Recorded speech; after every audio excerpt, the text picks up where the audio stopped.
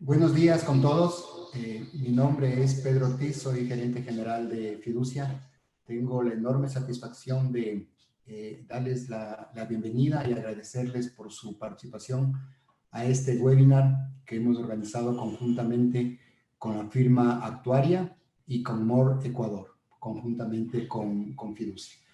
Sin duda, esta pandemia nos está dejando muchísimas cosas positivas y una de estas es juntar hasta este momento 1,065 empresarios inscritos en este webinar, lo que no solamente nos da la claridad del interés que despertó esta charla a todo el nivel empresarial del país, sino la importancia que constituye la tendencia mundial de monetizar estos pasivos laborales en caja. No, si bien es cierto, este primer paso tiene como objetivo fundamental en dar un incentivo tributario a las empresas que moneticen el ajuste a partir del año 2021, pero como Rodrigo nos explicará más adelante, esta es una tendencia mundial que no solamente en países de Europa ya existe, sino también en países latinoamericanos existe ya esta monetización de estos ajustes laborales. El evento iniciará con la participación de Rodrigo Ibarra, luego el doctor Roberto Silva nos hablará del tratamiento tributario a esta provisión y luego Norman Espinel nos dará una visión sobre las alternativas que tendría estos ajustes para que sean considerados como gastos deducibles. Entonces, me permito presentarle inicialmente a Rodrigo Ibarra, es el actuario más conocido del Ecuador sin duda, es presidente ejecutivo de Actuaria Consultores Sociedad Anónima, es presidente de la Asociación de Actuarios del Ecuador, es miembro de la Asociación Actuarial Internacional AAI y es miembro del Instituto de Actuarios de Francia. Rodrigo, te damos la más cordial bienvenida y adelante en tu presentación. Gracias. Gracias, Pedro.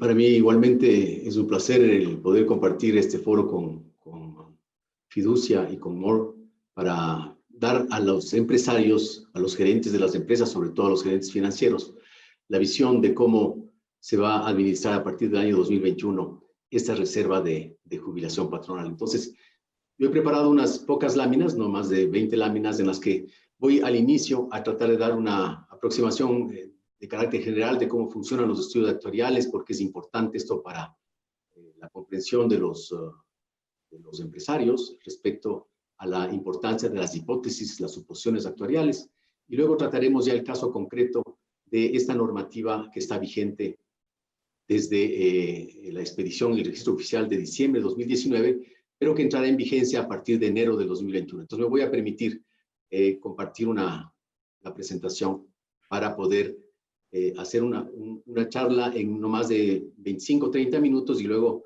dejar tiempo para las preguntas de los asistentes.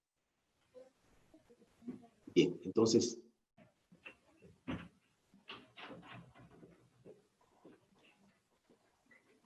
Iniciaré entonces comentando los denominados beneficios a empleados en el Ecuador.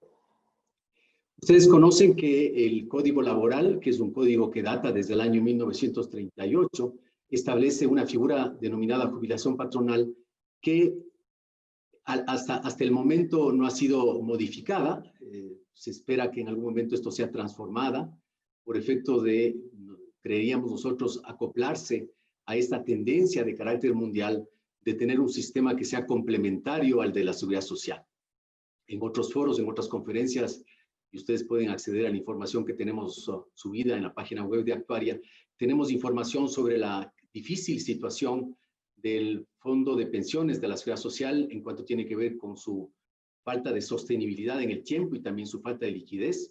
Y por lo tanto, las personas que hoy tienen menos de 50 años de edad eventualmente podrían estar amenazadas sus jubilaciones, y aquellos que tienen ya más de 60 años o están recibiendo sus pensiones deberán esperar que efectivamente la caja fiscal cumpla de manera oportuna con sus aportaciones, porque caso contrario no existirán esos recursos, y por lo tanto en otros países se han estructurado sistemas complementarios Entonces, la jubilación patronal tiene en los artículos 216 al 219 la explicación de cómo funciona este tema del beneficio. Y existe en el artículo 188 que para los trabajadores que tienen más de 20 años y han sido despedidos hasta con 25 años de trabajo, tendrían derecho a la parte proporcional de la jubilación patronal. Y en cuanto tiene que ver con otras indemnizaciones laborales, como son las del artículo 184, el desahucio, y el 188, el despido intempestivo, estas también son objeto de una valoración actuarial, porque ¿qué es lo que las empresas requieren? Requieren tener, de acuerdo a lo que establecen las normas internacionales de información financiera y principios de contabilidad y sano manejo financiero, una estimación de acuerdo a la mejor posible para poder afrontar estos riesgos, estas contingencias. En un caso de la jubilación sería que las personas lleguen a los 25 años, y en el otro caso del desahucio, que las personas salgan por una renuncia, por un despido o por un visto bueno, y por lo tanto la empresa se ve obligada a pagar una cantidad cada vez más importante debido al incremento de la antigüedad de los trabajadores y el incremento de sus sueldos. Las normas internacionales de información financiera claramente establece en la sección 28 para las pymes y en la NIC 19, en lo que se denomina beneficios de empleados, todo lo que se entiende por estos beneficios definidos. Los beneficios definidos están asociados al hecho de que son obligaciones o prestaciones que entrega la Seguridad Social o entrega, por ejemplo, una empresa privada, cuando el trabajador ha cumplido, en el caso de la jubilación patronal, 25 años. ¿Cómo se calcula ese beneficio? Se lo hace en función de los 5 últimos años de los sueldos ganados por el trabajador. Se aplican unos coeficientes, se determina una fórmula que está establecida en el Código del Trabajo y se dice esta persona tiene derecho a una pensión de 100, 200, 600, 800 dólares mensuales, dependiendo del nivel salarial y del tiempo de servicio que tiene la empresa. La normativa vigente permite también entregar un fondo global compensatorio a recibir en forma vitalicia esa pensión, y de esa manera esto se registra ante el Ministerio de Trabajo o con un notario, la entrega de este fondo global, que ya de esa manera se finiquita la obligación que se tiene de carácter vitalicio. Esos se denominan entonces beneficios definidos, porque están en función de un sueldo ganado en los últimos 5 años. En cambio, que hay otra tendencia de los fondos de pensiones a nivel mundial, conocida como de contribución definida. ¿Qué quiere decir? Que tanto el empleador como el trabajador aportan a un fondo, como que fuera una cuenta de ahorros, todos los meses un porcentaje de su sueldo, pero no saben cuánto van a acumular al final de los 20 o 30 años de ahorro, porque depende de muchos factores, depende de la tasa de interés, depende de la evolución del mercado, etcétera. Entonces, al final, cuando acumula una cantidad, esos sistemas de cuenta individual lo que hacen es dividir para un factor que depende de la expectativa de vida y de una tasa de interés para traer a valor presente esas obligaciones. Eso se llama el factor de anualidad de renta vitalicia. Entonces, mientras más joven es la persona, el fondo tiene que alcanzar para más años de pago de esta pensión. Por lo tanto, el monto a acumular deberá ser mayor. Y si la tasa de interés también es una tasa de interés más alta, esto hace que el valor presente de los pagos de las pensiones futuras sea menor. Por lo tanto, estamos trasladando la responsabilidad del pago de una pensión al afiliado, al trabajador, mediante esta acumulación en las cuentas individuales. En el caso de la jubilación patronal, estos planes de beneficio definido requieren una serie de suposiciones o hipótesis actuariales para poder medir la obligación. Tal como dice la norma internacional de información financiera, todas las obligaciones tienen que hacerse a valor presente, considerando el valor de mercado de los activos que nosotros tenemos y tomando en cuenta una serie de suposiciones que vamos a ver a continuación. De ahí la importancia de este webinar, porque por primera vez en el Ecuador se va a poner como una obligación para que las empresas tengan una deducción fiscal, la posibilidad de que tengan fondeo o tengan los activos que respalden estas obligaciones.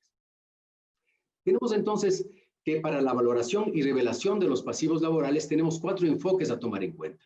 El primero es el laboral, porque hay que considerar lo que está vigente en el Código del Trabajo, que actualmente nos rige.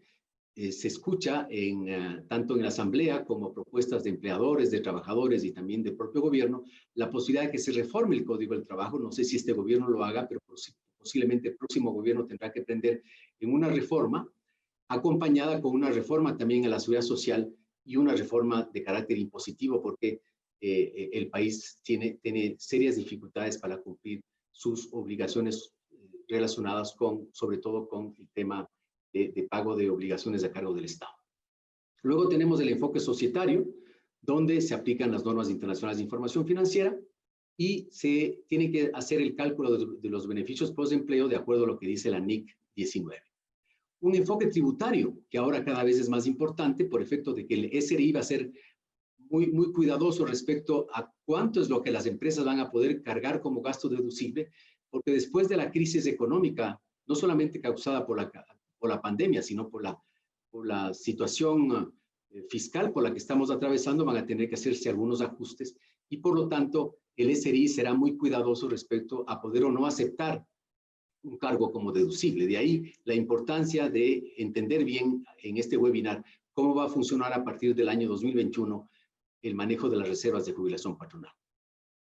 Y finalmente un enfoque financiero, porque tenemos que trabajar bajo estos criterios de prudencia financiera, ser muy conservadores respecto a las hipótesis que utilizaremos, utilizar claramente las hipótesis relacionadas con la realidad económica, el hecho de que estamos dolarizados, que ha existido una deflación en los últimos años, que tenemos una rotación que se ha dado en este año 2020, explicado sobre todo por la crisis económica que han pasado muchas empresas y por lo tanto ha habido una reducción importante de trabajadores y se espera que esto se recupere en los próximos años.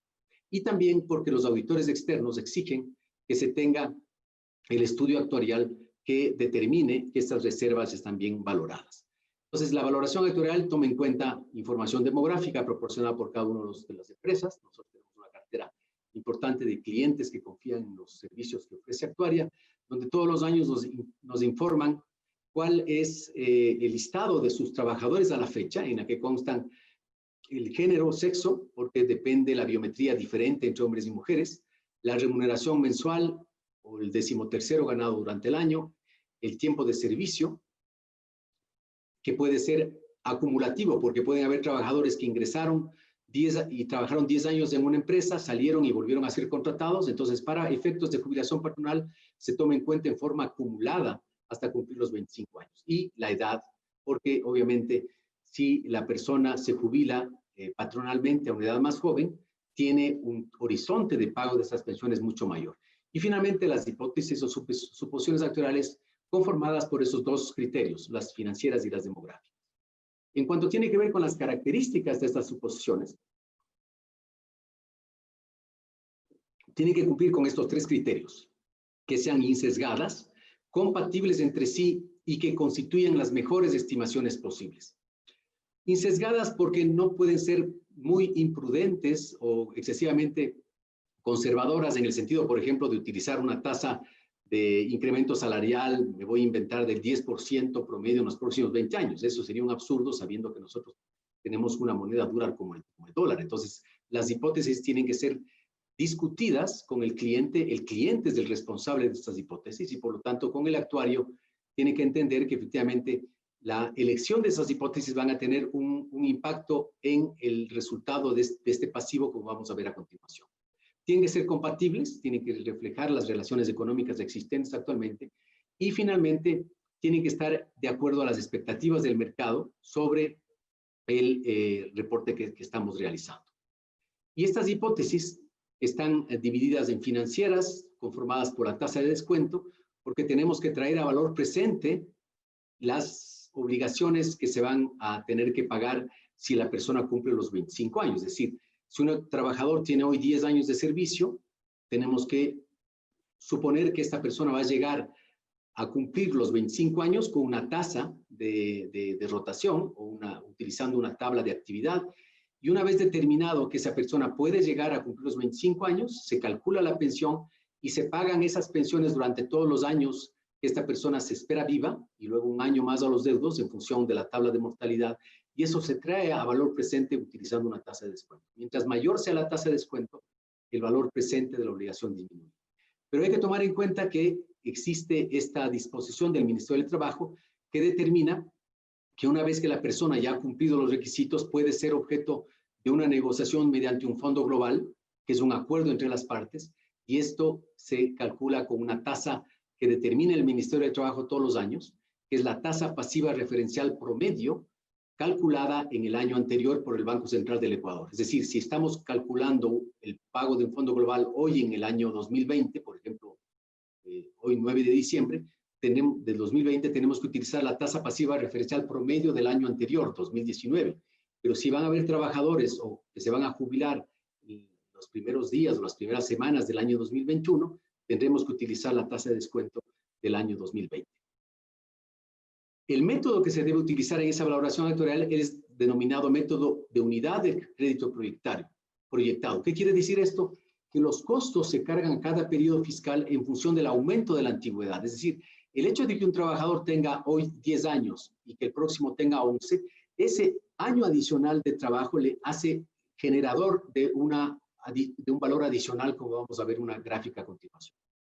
Y finalmente, se contempla cada periodo de servicio como generador de una unidad de derecho a que tiene el trabajador, y se considera el paso de un año que va a generar un costo financiero, porque, como dije anteriormente, si el cálculo está realizado a valor presente, con una tasa del 5%, por ejemplo, cada año, entonces se va a generar el 5% adicional de esa provisión efectuada solamente por este hecho de la tasa de descuento que se está utilizando. Entonces, aquí tenemos el método, cómo funcionaría. Tenemos un pasivo inicial, un trabajador con 10 años, y luego va teniendo costos anuales cada año, al año 1, 11 años, al año 2, etcétera, hasta cuando llega a tener los 25 años y que ha acumulado este monto total en el rectángulo final, que se llama OBD, obligación por beneficio definido, que debería ser muy parecido al fondo global que la empresa va a pagar si quiere ya finiquitar la relación. Es decir, si ese fondo global es de $50,000, se esperaría que uno acumule $50,000 de OBD en los pasivos que la empresa tiene porque ya ha cumplido los 25 años. Tenemos entonces que este método determina que los costos se van acumulando a lo largo del tiempo para tener esta obligación final. Y luego tenemos que las obligaciones calculadas a valor presente pueden ser realizadas con diferentes tasas. Las empresas multinacionales, por ejemplo, que tienen que reportar a casa matriz, ubicadas en Estados Unidos, en Europa, están obligadas a presentar bajo US GAAP o bajo IAS 19, IFRS, y se tiene que utilizar una tasa de descuento que está relacionada con los bonos de alta calidad de las empresas que cotizan en bolsa. Pero si es una empresa local, una empresa pequeña, por ejemplo, puede hacer con una tasa mayor, perdón, que esta tasa utilizada en el sistema americano. Entonces, la primera, la tasa del 4%, este es un ejemplo para una tasa utilizando con bonos americanos, y la otra, la tasa del 8% que podría ser cuando se utilizan los bonos del Ecuador. ¿Qué consideraciones tenemos que tomar en cuenta para valorar estas obligaciones? Que el beneficio se percibe una vez que se hayan cumplido los requisitos del plan. Esto es muy importante. Si me permite utilizar una frase que los abogados utilizan cuando se refieren a beneficios potenciales, beneficios contingentes. ¿Qué quiere decir? Que una mera expectativa no genera derecho. Es decir, una persona que hoy tiene, por ejemplo, 18 años de servicio y le faltan 7 años para cumplir los beneficios de la jubilación patronal, no puede exigir a una empresa que le pague lo que tiene en su provisión, porque esa es una reserva que se constituye bajo el entendido de que esta persona llegue a cumplir los 7 años que le faltan. Pero esta persona durante esos 7 años puede fallecer, puede sufrir una incapacidad de dejar de trabajar, puede ser despedido o puede simplemente renunciar, y por lo tanto esa mera expectativa hace que esta sea una provisión de carácter probabilístico. Por eso es que se tiene que utilizar estudios actuariales y tablas de rotación y tasas de descuento. También está en función de la proporción del tiempo de servicio en base al horizonte de pago. Una persona que tiene, por ejemplo, 20 años de servicio, ya solamente le falta 5 años, es decir, tiene una proporción ganada del beneficio mucho mayor que alguien que tiene hoy solamente 5 años de trabajo. Entonces, la reserva de una persona de 5 años es mucho menor que la reserva de alguien que tiene 20 años. Se debe considerar un factor de descuento, como dije anteriormente, porque son cálculos a valor presente. Y finalmente, tomar en cuenta la probabilidad de que una persona de una edad determinada llegue activa al cumplir los requisitos. En una revelación adecuada de los pasivos dados por la norma NIC 19, el actuario tiene que poner a consideración de la empresa todas estas cuentas, es decir, ¿cuál es la obligación por beneficio definido al inicio del año? Por ejemplo, al inicio del año 2020 a enero de 2020. ¿Cuáles son los costos de los servicios o costo laboral que se preveía se tenía que aplicar en enero, diciembre 2020? ¿Cuál es el interés neto o el interés financiero? En el caso de que existiría, por ejemplo, un sistema en que los partícipes contribuyen al plan, como es el caso de un sistema de contribución definida, donde, por ejemplo, alguien aporta un 5% de su sueldo, se debería tomar en cuenta aquí. Y finalmente hay estas cuentas de pérdidas o ganancias actuariales que se dan cuando existen cambios en las suposiciones o en la experiencia observada de las salidas o de las hipótesis tomadas en cuenta dentro del estudio. Y finalmente, costo de servicios pasados, transferencias a otras empresas, efectos de reducciones o liquidaciones anticipadas, y con eso se determina la obligación por beneficios definidos al final del año. Entonces, aquí estas cuentas de pérdidas o ganancias actuariales tienen afectación a otros resultados integrales, que son cuentas de patrimonio, en cambio que las cuentas de costo e interés neto son cuentas que afectan a los resultados del ejercicio económico, y es ahí donde efectivamente el SRI aceptará o no la deducción fiscal correspondiente. En otros países, como decía Pedro, existe esta monetización de los planes de retiro, es decir, países como Chile, como Brasil, como México, como Colombia, Estados Unidos, a partir, por ejemplo, de los denominados 401k, que son esquemas empresariales que funcionan en Estados Unidos desde los inicios de la década de los 80, en Inglaterra y en Francia, etcétera, existen sistemas complementarios de ahorro para el retiro, porque la gente sabe que no solamente va a tener que depender de la seguridad social. Entonces, estos sistemas han sido muy populares en esos países. Aquí esperamos que se haga una reforma al sistema previsional y se permita que efectivamente un trabajador tenga una pensión adicional a la del Seguro Social. Pero con esta disposición que el SRI tiene desde enero del 2021, creemos que va a ser la posibilidad de que estas reservas contables, que están simplemente provisionadas en las empresas, empiecen a tener ya un fondeo que debería tener ciertas etapas a cumplir. Entonces, para fondear estas obligaciones de jubilación patronal, nosotros deberíamos considerar que la intención es que la empresa genere un pasivo que esté respaldado por activos financieros, no necesariamente administrados por la propia empresa, sino que lo que se recomienda, no solamente en el Ecuador, sino en otros países, es que esto sea administrado a través de un ente externo, que esté, como vamos a ver a continuación con los otros dos expositores, calificados por la Ley de Mercado de Valores para administrar estos recursos.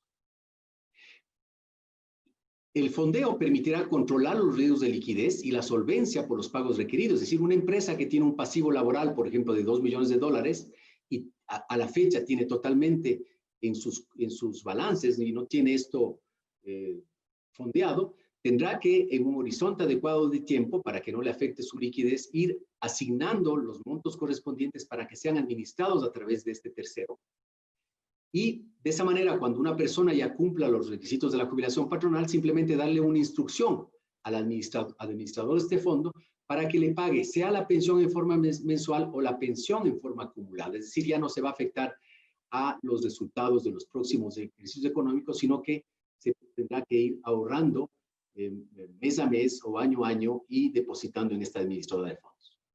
Según la norma NIC, el pasivo laboral puede estar cubierto total o parcialmente por un fondo específico, que es la idea que tenemos actualmente. Y este fondo se constituye como un patrimonio independiente, es decir, si la empresa que tiene en este momento una obligación laboral ya tiene una administradora de fondos, lo ideal sería que tenga un fideicomiso para que sea como un patrimonio separado, autónomo. Y esta empresa quiebra, es el administrador fiduciario o el fideicomiso el que va a tener que cumplir con esas obligaciones porque ya ha conformado el fondeo correspondiente, de ahí la importancia de que efectivamente las compañías entiendan cuál es el cambio que se va a dar a partir de enero de 2021. El estudio actuarial se tendrá en consideración el valor razonable de los activos del fondo, es decir, el administrador de fondos tendrá que informar al actuario, por ejemplo, cuál es el rendimiento que ha obtenido en el periodo enero-diciembre del 2021. Y esa información, como vamos a ver a continuación, será consignado en el reporte actuarial que entregaremos a diciembre del año 2021. Entonces, se va a generar un beneficio tributario para la porción anual, a partir del año 2021, del pasivo laboral de jubilación patronal de los trabajadores con más de 10 años de servicio. Por lo tanto, nosotros hemos visto estas 4 etapas que deberán dar en el manejo operativo. La creación de un fondo de arranque es altamente recomendable, pero esto no es obligatorio porque va a depender de la capacidad económica que tengan las empresas para generar este fondo inicial o capital de arranque, porque muchas compañías entendemos que por la situación crítica del año 2020 no van a poder tener utilidades y eventualmente esta deducción fiscal del año 2021, algunas no la van a utilizar, pero se espera que lo hagan una vez que la recuperación económica se dé a partir del año 2022 o a partir del año 2023. Se deberán realizar aportes anuales en base al estudio actuarial, diferenciando los trabajadores de más de 10 años y también tomando en cuenta para los trabajadores que tienen desahucio la totalidad de sus obligaciones. Esto se va a tener que revelar en el activo a través de los estados financieros que tiene la empresa que está contratando el estudio actuarial y también contratando la administradora de fondos. Y finalmente, en la medición se tiene que utilizar tomando en cuenta los parámetros que comentó anteriormente. Se considerarán los niveles mínimos de financiamiento y el límite de techo del activo, es decir, no puede ser más que el 100% de la reserva que efectivamente tiene el estudio actuarial. Y tengo finalmente unas 2, 3 láminas más, donde me permito mencionar en los aspectos a considerar en el fondeo de la jubilación patronal que se debe contratar una administradora de fondos debidamente registrada para el manejo de los pasivos. Se deben trabajar en forma coordinada entre el actuario, el auditor, el administrador de los fondos para una adecuada asesoría al cliente, que es el que tiene que efectivamente a través de estos 3 asesores el manejo adecuado de cómo van a ser el pago de estos pasivos en los próximos años. La normativa cambió, entonces, de acuerdo a lo que está publicado en el registro oficial de diciembre de 2019, pero que se pone en marcha a partir de enero de 2021. Esa deducción fiscal se aplica siempre y cuando se tenga un fondo administrado por la entidad autorizada y se recomienda que a partir de la nueva normativa se considera también la posibilidad de tener un plan de ahorro y retiro. Nosotros en Actuaria hemos realizado para algunas empresas, sobre todo algunas multinacionales, un sistema en el que ya tienen fondeado parcialmente la jubilación patronal y desahucio, pero que permite que también los trabajadores soliciten a recursos humanos que les descuenten de manera voluntaria un porcentaje de su sueldo. Y ahí tenemos un caso de éxito que me permito comentar, el denominado Actuapar, que en nuestra empresa fue creado hace más de 15 años y que ahora ha permitido ya fondear más del 100% de la jubilación patronal y desahucio, de tal manera que en mi calidad de representante legal de la empresa, por ejemplo, nosotros recibimos de manera periódica cómo está evolucionando ese fondo y el momento que hay una persona que recibe el desahucio o la jubilación patronal, simplemente yo hago una notificación al administrador de fondos para que haga el pago correspondiente. Esto permite que los trabajadores tengan préstamos sobre los colaterales que tienen acumulado a una tasa de interés muy conveniente, que es un promedio entre la tasa activa y pasiva que publica el Banco Central y por lo tanto hay muchos colaboradores de Actuaria que han financiado sus maestrías en el exterior o la compra de un vehículo, en algunos casos inclusive la compra de una vivienda. Y aquí tenemos finalmente el ejemplo práctico en el que ya se empezaría con la normativa a partir del año 2021 a introducir esta noción denominada rendimiento financiero que ha ganado efectivamente el administrador de fondos. Entonces aquí tenemos, por ejemplo, que el rendimiento financiero de los activos del fondo va a ser de $700 en el año y por lo tanto esto se va a tener que netear respecto a lo que se preveía en el año 2020 iba a ser el costo laboral y el costo financiero o interés neto. Teníamos $1,100 de costo laboral proyectado y $700 de costo financiero, es decir, la empresa se preveía que iba a cargar $1,800 como gasto del año, pero como ha generado rendimientos financieros, entonces va a tener que solamente cargar como costo del periodo $1,100, que serían los $1,800 menos los $700 de rendimientos financieros, bajo la hipótesis de que el interés neto es igual que el que realmente se obtenió durante el año. Esa es entonces la presentación que teníamos planificada en este webinar, para luego, con mucho gusto, una vez que los otros dos expositores hagan su presentación, proceder a responder si ustedes tienen la gentileza de enviar sus preguntas vía chat. Entonces yo puedo ya también ir preparando la respuesta correspondiente. Muchas gracias, estoy a su disposición para las preguntas. Muchísimas gracias, Rodrigo. Simplemente como el formato estaba previsto, vamos a recopilar las preguntas que tenemos, muchas de este momento, Rodrigo, para ti, al final de las dos charlas. Simplemente como comentario a la interesantísima presentación que nos acabas de hacer, como país tenemos un gran desafío. Si bien es cierto, esto es un primer paso de monetizar inicialmente el ajuste de la provisión que cada año tenemos que hacer las empresas, pero el gran desafío, repito, es llegar a la monetización de todo el pasivo laboral, haciendo un equilibrio entre la necesidad de tener eso en caja para poder atender estos pasivos laborales, pero sin restar liquidez a las empresas. Por tanto, esta monetización tendría que ser progresiva. De algunos cálculos se estima que estos pasivos laborales en el país son de aproximadamente el equivalente a 2.5 puntos del PIB, es decir, que estamos hablando de 2.500 millones, y el ajuste anual, Rodrigo nos decía, que es cercano a 250 millones de dólares. Entonces, esto es un primer paso a una tendencia internacional, a una buena práctica mundial de tener monetizados estos pasivos laborales. Gracias, Rodrigo. Claro. Tal vez, si me permite, solamente hay un comentario. Sí, Rodrigo. En la seguridad social en el Ecuador, el fondo de pensiones, acumulado solamente 7.000 millones de dólares para un total de aproximadamente 3 millones de afiliados y 550.000 pensionistas.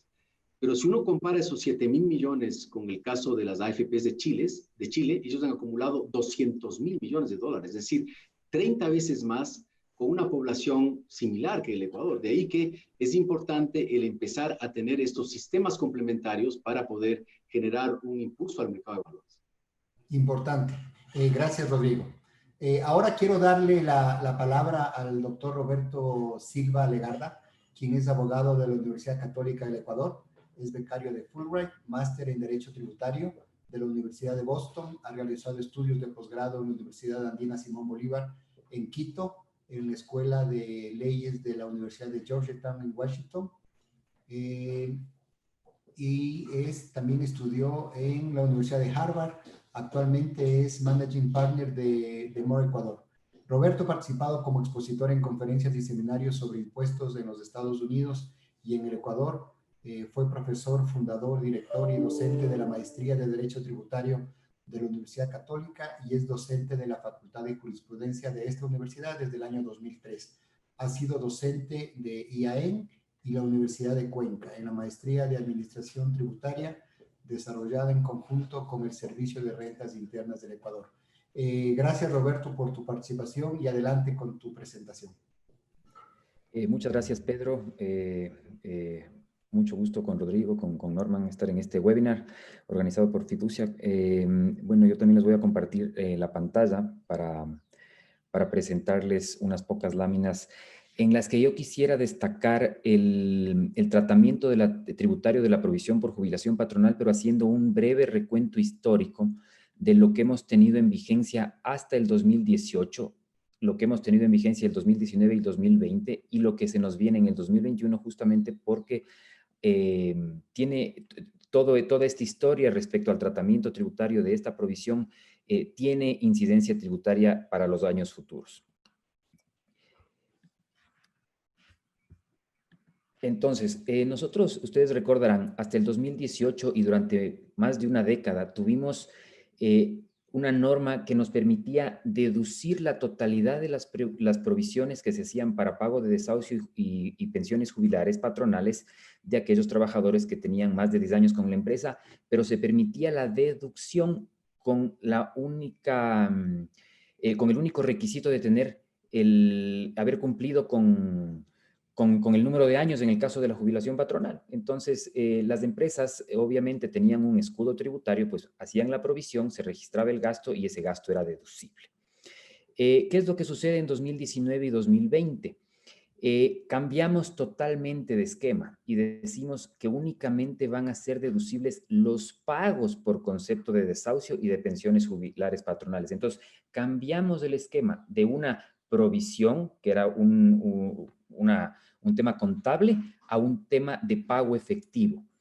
Y únicamente cuando hacemos ese pago, entonces tenemos derecho a la deducción. ¿Qué es lo que entonces el reglamento estableció? La posibilidad de crear un activo por impuesto diferido para que las empresas no se deduzcan el año en que generan la provisión, porque financieramente tienen la obligación de generarla, sino que descargan la provisión contra el gasto el momento en que hacen el pago efectivo y en ese momento utilizaban el activo por impuesto diferido para recuperar tributariamente lo que fue no deducible en el año en el que se realizó la provisión. Obviamente, y esto es importante, cuando yo ya, las provisiones han venido, las empresas han venido haciendo estas provisiones por años. Entonces, cuando yo hago el pago de una jubilación patronal, tengo que hacer el descargo de la provisión creada en ejercicios anteriores.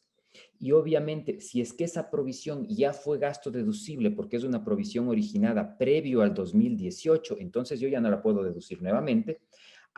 En 2019 y en 2020, si yo realicé pagos, la parte corriente de la provisión del año en que pagué era deducible en ese año porque lo anterior ya fue deducible hasta el año 2018.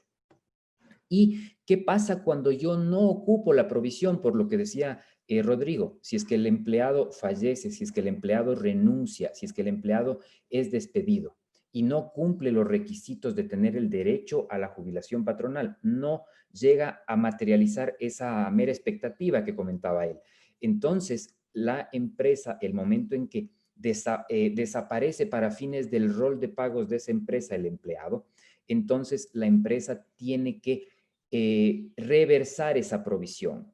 Y esto es importante porque también tiene incidencia tributaria. El momento en que reversa la provisión, la reversa contra un gasto, la reversa como un ingreso no sujeto al impuesto a la renta en la medida en que esa provisión haya sido deducible o no en años anteriores. Por eso tenemos que tener muy claro el panorama hasta el 2018, en 2019 y 2020 y qué es lo que se nos viene en el 2021.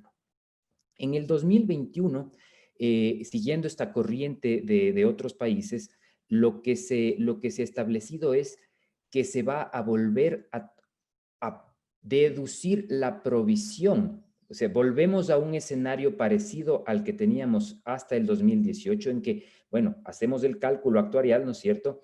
Y tenemos cliente de esa provisión, será deducible en el año en el que se la genere, pero esta vez se nos ponen dos requisitos para que esa provisión de jubilación patronal sea deducible. La primera, que el trabajador haya cumplido por lo menos 10 años de trabajo en la misma empresa, algo parecido a lo que ya teníamos hasta el 2018.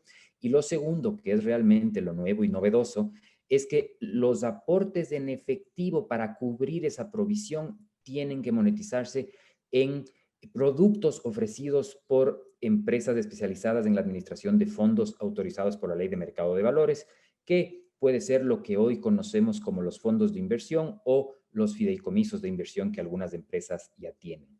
Esta norma, a pesar de haber sido aprobada a finales del año 2018, no entra en vigencia sino hasta el próximo año. Es decir, nosotros ya tenemos este escenario en vigencia para el año 2021. Entonces, vamos a tener que tener mucho cuidado, mucha prolijidad el momento en que nosotros efectuemos los pagos de esas jubilaciones patronales, cuando el empleado cumpla los requisitos para ser acreedor de ese beneficio. Entonces, las empresas que paguen esos dineros van a tener que descargar, en algunos casos, provisiones previo 2018, van a tener que utilizar el activo por impuesto diferido de los años 19 y 20, y van a tener también quizá que a partir del próximo año utilizar la provisión monetizada en uno de estos productos administrados por las empresas fiduciarias para poder hacer frente al pago del pasivo. Entonces, ese es un poco el esquema histórico que hemos tenido y el cambio grande que se nos viene para el 2019. Aquí hay que tener en cuenta dos aspectos importantes, y es que la normativa no es clara en lo que se refiere al tiempo en el que yo tengo que tener monetizada la provisión. ¿Y a qué me refiero? ¿Qué pasa si es que una empresa al 31 de diciembre del año 2021 efectúa la monetización en un fondo de inversión, pero no la ha llevado desde el día 1 del año 2021? ¿Podrá deducirse esa provisión por el simple hecho de que los últimos días del año 2021, y para cumplir el requisito que al 31 de diciembre que se cierre el año fiscal monetizó los recursos, será deducible o no? Nos han hecho esa pregunta. Y bueno, nosotros consideramos que en función de lo que señala el artículo 17 del Código Tributario, que es la calificación del hecho generador y la esencia económica que tienen que tener todas las operaciones que realizan las empresas, esa monetización debería venir desde el día 1. Es decir, si es que yo la voy haciendo, por poner un ejemplo, en forma mensual, y mi provisión son $120,000 al año, se va generando a medida que pase el tiempo, desde luego. Entonces, yo en el mes de enero deberé invertir los 10,000, en el mes de febrero otros 10,000, y así hasta diciembre para completar los 120,000, para de esa forma poder tomarme la deducción de los 120,000, que serían la porción corriente de la jubilación patronal, de la provisión de jubilación patronal del año 2021. Quizá Rodrigo nos podrá complementar algo más al respecto de esto, pero es importante saber que no se trata solo de cumplir un requisito formal impuesto por la ley. Nosotros somos un país en materia tributaria extremadamente formalistas, pero ha habido una corriente en los últimos años en el que el SRI, cuando va a hacer inspecciones o procedimientos de control a las empresas, ya no solo se fija en las formalidades, sino que en virtud de lo que dice el artículo 17 del Código Tributario, entra a analizar la esencia económica de las transacciones. Y por eso les decía que esa esencia económica en el caso de la provisión de jubilación patronal debería cumplir con la monetización de la provisión en forma progresiva a lo largo que transcurre el ejercicio económico, para terminar con la totalidad de la provisión monetizada. Entonces, esas son cosas en que no tenemos ni normativa expresa, ni tenemos tampoco casos en que el SRI ya haya inspeccionado y las empresas se hayan defendido y hayan ganado o no algún tipo de procedimiento defendiéndose del SRI.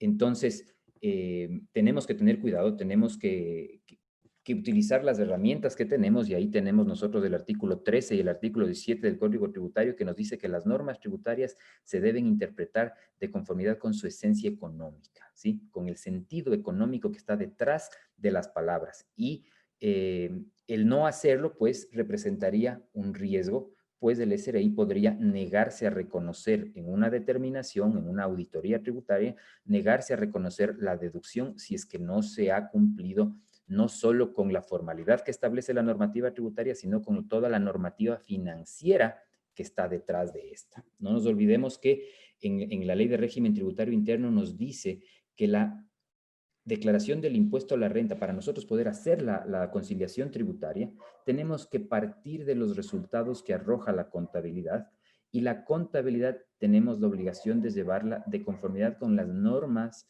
que nos exijan nuestro organismo de control, que para el caso del Ecuador y de las empresas reguladas por la Superintendencia de Compañías son las NIF. Entonces tenemos que tener mucho cuidado de aplicar las NIF. Obviamente ahí el auditor externo será quien será la guía para la correcta aplicación de esas NIF, y obviamente el profesional en materia actuarial, que es quien realiza los cálculos de la jubilación.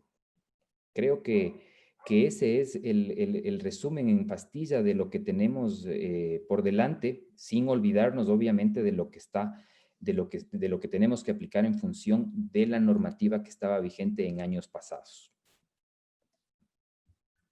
Hasta ahí, Pedro, no sé, Ya, igual ok, quedando no, las órdenes ya, para las preguntas. ya, gracias Roberto. Ya tenemos una cantidad inmensa de preguntas que les vamos a tratar de consolidar en honor al tiempo de todos y al final de la charla de Norman los vamos a procesar. Quiero darle la palabra a Norman, quien es gerente comercial de Fiducia S.A. Tiene mucha experiencia en el sistema financiero en general. Fue uno de los iniciadores de la actividad de fondos de inversión en el país hace más de 25 años y ha trabajado en el sistema financiero de Colombia y de Ecuador con mucha experiencia. Norman, en honor al tiempo, te cedo la palabra para al final hacer las preguntas. Fiducia se dedica exclusivamente a la administración de negocios fiduciarios, a la administración de fondos de inversión y actuamos como agentes de manejo de procesos de titularización. Un fondo de inversión es un patrimonio común que está conformado por los recursos que los inversionistas entregan para ser invertidos en valores y otros activos de acuerdo a lo dispuesto por la ley y también por el reglamento interno de cada fondo de inversión. Los fondos de inversión, al ser un patrimonio común que le pertenece a los inversionistas, estos inversionistas confluyen al fondo de inversión, entregan sus recursos monetarios con el objetivo de que esos fondos sean invertidos por un gestor de portafolio profesional, en este caso por fiducia, en el mercado de valores. Estas inversiones, en el caso de nuestros fondos, son exclusivamente en títulos de renta fija, generan una rentabilidad y esa rentabilidad es traspasada periódicamente a los inversionistas del fondo. Buenos días con todos. Bueno, hemos visto, gracias a Roberto, Rodrigo, una explicación bastante amplia de cómo podemos aprovechar este momento y hacer que la provisión por jubilación sea un gasto deducible. Entonces vamos a ver brevemente algunos conceptos, empezando por qué es un fondo de inversión. Los fondos de inversión brindan a los pequeños y medianos inversionistas la posibilidad de potenciar en conjunto sus ahorros y participar en el mercado de valores con el criterio y la profesionalidad con la que actúan los grandes inversores. ¿Qué ventajas ofrecen los fondos de inversión? Primero que nada, la unión hace la fuerza. Los fondos permiten realizar pequeñas inversiones y acceder a mercados grandes. Algo muy importante, no se está poniendo todos los huevos en una misma canasta. La diversificación. Nosotros diversificamos nuestros fondos de inversión en los principales sectores del país, en el sector financiero, automotriz, público, tecnológico, educación, comercial, entre otros. ¿Qué otras ventajas tenemos? Una administración profesional en el manejo de inversiones, que invierte sus recursos a través de la Bolsa de Valores de Quito y de la Bolsa de Valores de Guayaquil. Contamos con auditoría externa. En este año tenemos a la Deloitte, una de las principales auditoras a nivel mundial. Y también la calificación de riesgo a cada uno de nuestros fondos por Bankwatch Ratings. Y estamos controlados y autorizados por la Superintendencia de Compañías. Dentro de la gestión profesional es muy importante mencionar que primero tenemos un equipo de analistas de riesgos financieros que son quienes están analizando cada uno de los emisores en los cuales se van a colocar los recursos de nuestros clientes.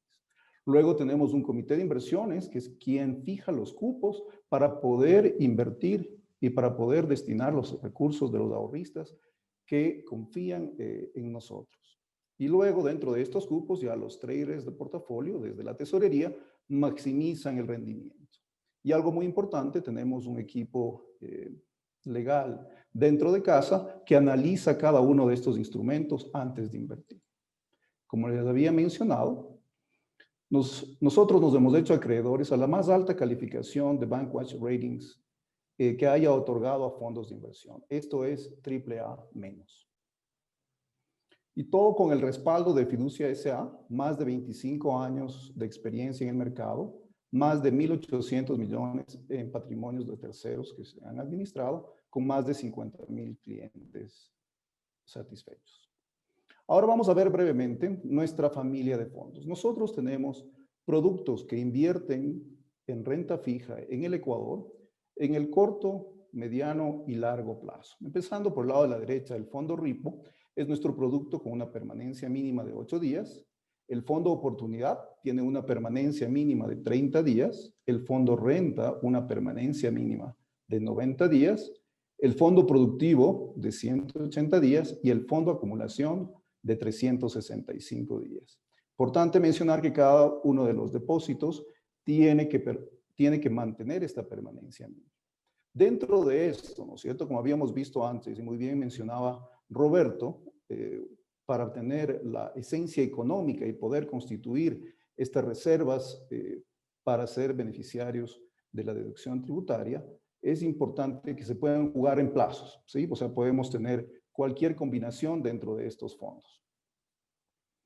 Ya por el lado de la composición del portafolio, en el lado derecho están nuestros fondos de corto plazo y en el lado izquierdo los fondos de mediano y largo plazo. Importante ver que mientras más corto plazo, estamos más concentrados en el sector financiero y mientras más largo plazo, la composición cambia. Tenemos una mayor composición en el sector no financiero. Desde el punto de vista ya de cuántos emisores nosotros tenemos, tal vez esta es la fortaleza más importante. Como ustedes pueden ver, en el caso del Fondo Acumulación, nuestro producto de un año, tenemos 51 emisores con 13 sectores, el Fondo Productivo, 46 emisores con 10 sectores, en el Fondo Renta, 50 emisores con 12 sectores, y ya en el más corto plazo, en nuestro producto de 30 días del Fondo Oportunidad, 26 emisores en 8 sectores, el Fondo RIPO con 12 emisores en un sector. La composición del portafolio por calificación de riesgo. Miren, esto es muy importante. Ustedes pueden ver que la mayor parte de nuestro portafolio está en instrumentos AAA menos o más, es decir, AAA.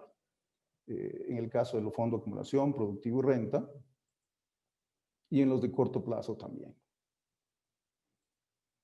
En resumen, los principales beneficios de nuestros fondos de inversión son, primero, acceso a inversiones en el mercado profesional con alta liquidez, una vez cumplida la permanencia mínima. Duerma tranquilo, expertos profesionales financieros administran sus recursos y lo más importante, la diversificación. Y por todo esto somos la mejor alternativa para el manejo de su provisión por jubilación patronal y desahucio. Les invitamos a ser nuestros clientes para que sean beneficiarios de esta deducción tributaria. Para recibir más información, por favor dejen sus datos de contacto en la sección de preguntas y respuestas. Nosotros les contactaremos. Hasta aquí mi intervención, Pedro. Por favor, si podemos continuar con el tema de preguntas. Gracias Norman. Por la cantidad enorme de preguntas que tenemos, vamos a empezar con las preguntas al doctor Rodrigo Ibarra. Vamos a alternar con los otros expositores también. Rodrigo, a ver, una pregunta que me parece importante por la coyuntura es ¿qué pasa con las empresas que han tenido por esta pandemia una gran cantidad de empleados que han salido? ¿Qué pasa con la provisión que ya fue efectuada el año pasado? ¿Este reverso de la provisión va a ser un ingreso gravable o no? El micrófono, Rodrigo. Perfecto, muy bien. Sí.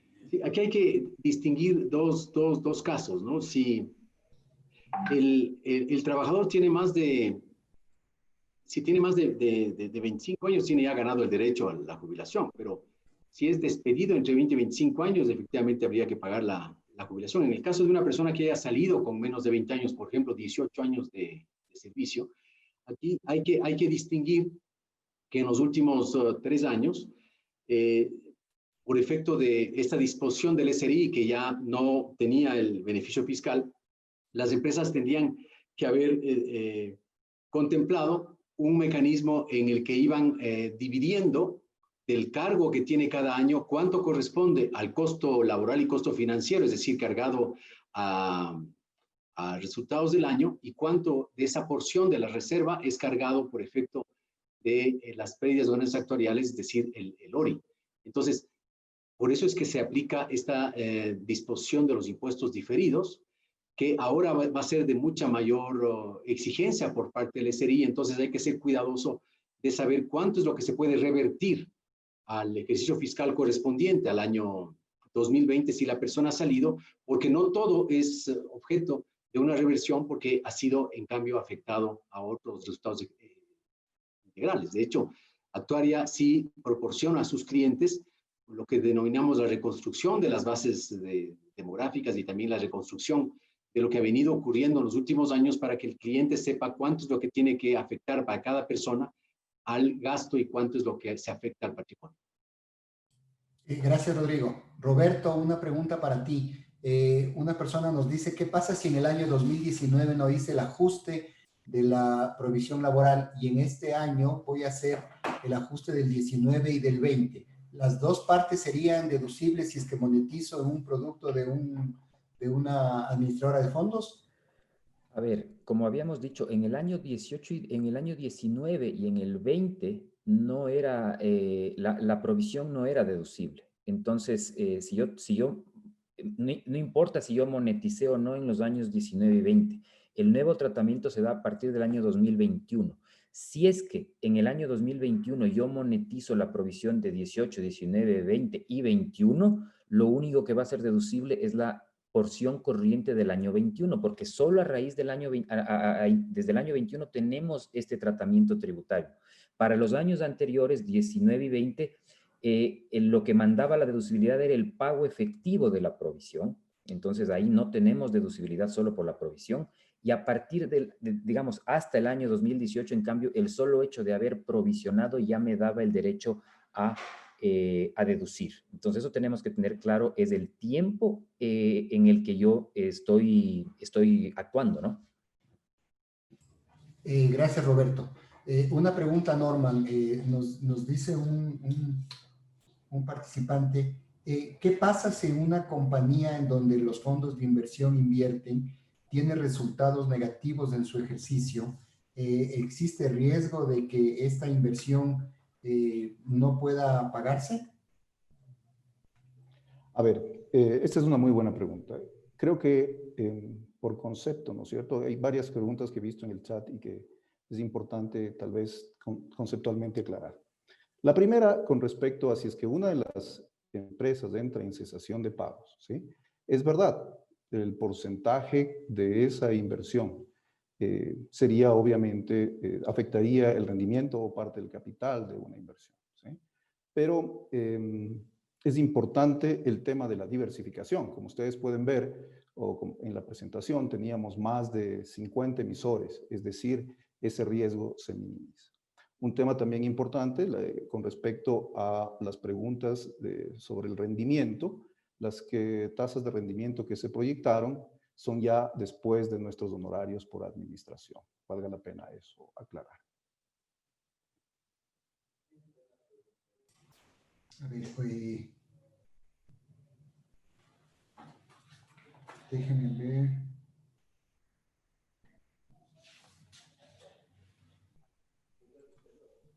A ver, aquí hay una pregunta que parece que ha generado alguna inquietud por dos visiones tal vez aparentemente distintas, y la pregunta es para Rodrigo. Por favor, si nos aclaran si los reversos de las provisiones de los empleados salientes se registran en el estado de resultados o en la ORI, es decir, en otros resultados integrales que va al patrimonio. Rodrigo. Como dije anteriormente, cada trabajador tiene a esta fecha, por ejemplo, una obligación de beneficios definidos acumulado. Por poner un caso, tiene $5,000 de reserva. Pero esos $5,000 de reserva ha sido objeto de una evolución que ha venido, me voy a poner como caso, ejemplo, de los últimos 5 años. Entonces empezó con $1,000.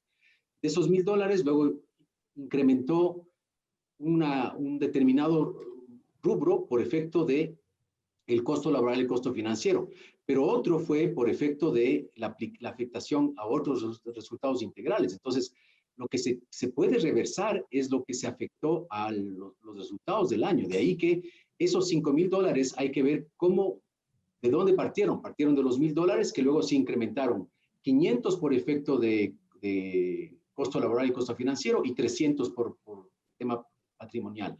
Al siguiente año fueron 1,000 por costo laboral y financiero y por 500 por afectación al ORI. Entonces, solamente aquellos valores que han afectado a los resultados de cada uno de los años es lo que efectivamente se pueden reversar. Gracias, Rodrigo. Una pregunta, Roberto, que ya comentó en su charla, pero existe más de una inquietud sobre el mismo tema. ¿En qué momento se recomienda hacer la monetización de la provisión para que sea gasto deducible? ¿Al final del año o tiene que ser de manera periódica? Nosotros consideramos que tiene que ser a lo largo del año. Si bien yo no voy a saber el monto exacto de la provisión hasta el final del año, porque pueden haber salidas, etcétera, o reingresos de empleados, y eso me puede alterar a mí el cálculo de la provisión hasta el final del año. La interpretación que nosotros hacemos de la norma es que se tiene que hacer progresivamente a lo largo del año y no solo al final por el total de la provisión corriente. Gracias, Roberto. Una pregunta para Norman. Nos dicen, sabemos que los fondos de inversión son exentos de impuesto a la renta, pero ¿qué pasa con los rendimientos que obtiene la empresa en las inversiones que realiza en el fondo? Es correcto, Pedro. Hoy por hoy toda inversión o todo rendimiento financiero tiene una retención en la fuente del 2%. Los fondos de inversión desde el mes de septiembre no la realizan. Pero eso no implica, obviamente, que estos rendimientos financieros tienen que ingresar en la renta global de la compañía al año siguiente. De acuerdo, Norman, gracias. Una pregunta para Rodrigo que también comentó, pero es algo que también ha generado inquietud. Rodrigo, ¿cuál es la tasa de descuento a la que se debe traer las obligaciones patronales a valor presente en el Ecuador concretamente? En el Ecuador, si la compañía se califica como, de acuerdo a la regulación que acaba de establecer la Superintendencia de Compañías, es decir, ya se permite que las compañías puedan acogerse a la sección 28 de la norma NIF, siendo una empresa privada y mediana empresa, y no como anteriormente se interpretaba que solamente era para las compañías pequeñas en el Ecuador. Ahora existe la posibilidad de que a partir de esta resolución de la Superintendencia de Compañías, las empresas puedan utilizar una tasa de descuento asociada con la de los bonos de gobierno del Ecuador. Es decir, uno lo que haría es considerar cuál es la tasa promedio en función del análisis que se realice para que el horizonte de pago de las obligaciones, por ejemplo, estén acorde con el horizonte también de emisión de estos bonos, y de esa manera se utiliza